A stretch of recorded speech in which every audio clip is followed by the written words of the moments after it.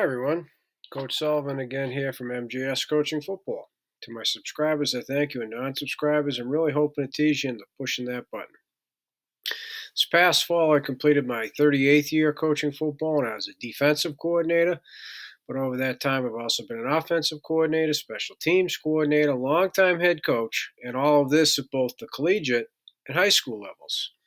In this presentation, what I'd like to talk to you about is what we call our payload concept, okay, which is three-man pass game line stunt. So all three defensive linemen, okay? And so this is going to be the introduction to our payload concept, all right?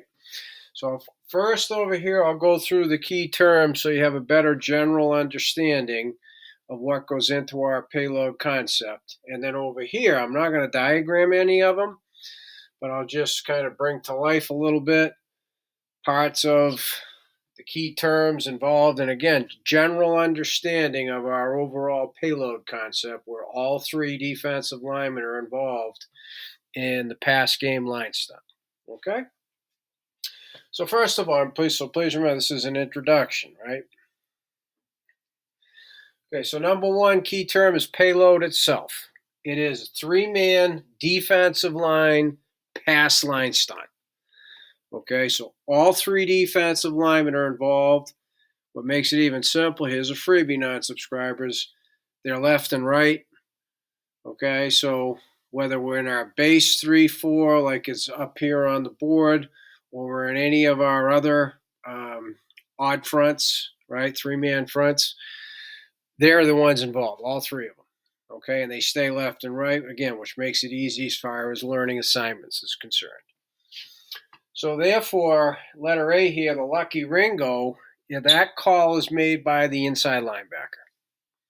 The D-line just listens, lucky Ringo, and then they're going to learn their assignments accordingly. Okay? So then speaking of assignments, number two is assignments.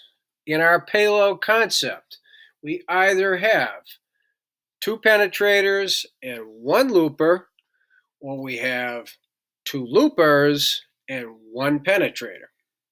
Okay? So that's basically it. So when we get over here, these are the two penetrator games. That's the one penetrator, two looper game with one penetrator, right? Excuse me. So because there's potential for two penetrators in 5 of the games, number 3, the penetrator call side goes first. Okay, and it's not necessarily a guarantee like in our pistol game concept. He's then going to work for outside cage versus pass. Okay, one consistent is he goes first. Then number 4, there's the penetrator who goes opposite. Well, that varies. Okay, that will vary. So again, because they're left and right, Lucky, he knows he's call side, he's opposite. Ringo, he's call right. So that makes it easier to learn. So then number 5, what about the looper? In 5 of the games, there's only one looper. Right? Well, no matter what, the looper goes second behind the penetrator.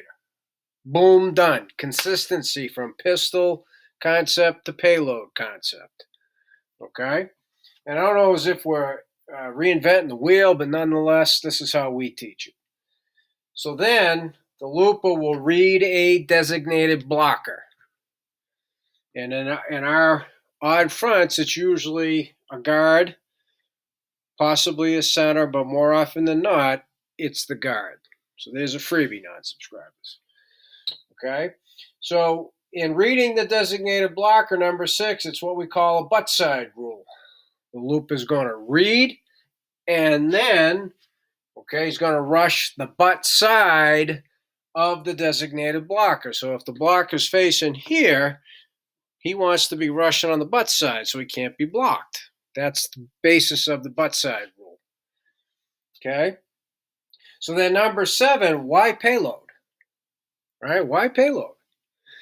Very simple. We want to put, more stress in the B gap to B gap protection. So we're looking to stress these 4 gaps, right? B gap to B gap. That's what we're looking to put some stress on in our payload concept does that. Okay? And that also allows us to have multiple coverages behind it. Okay? And then number 8, last and certainly not least, you execute it first, you react to run second. Execute first, react to run second. Okay? So you want your players to play fast with their feet, they have to be able to play fast here.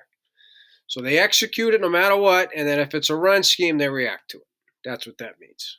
Okay? Simple as that. And all 3 defensive linemen execute first, react to run second.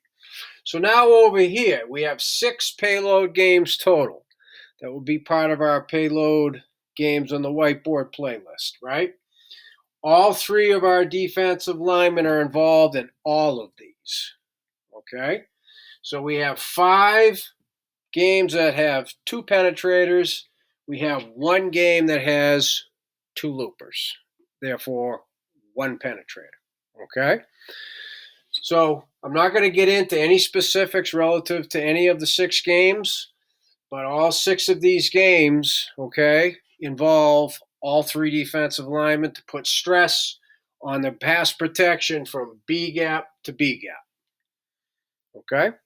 So as I said at the beginning, to my subscribers, I thank you. Non-subscribers, I'm hoping I tease you into pushing that button. But to everybody, please, I hope you reach out to me, CoachMJSullivan@gmail.com. I want to thank you for watching MJS Coaching Football and this payload concept introduction. And I also like to thank YouTube for providing this platform.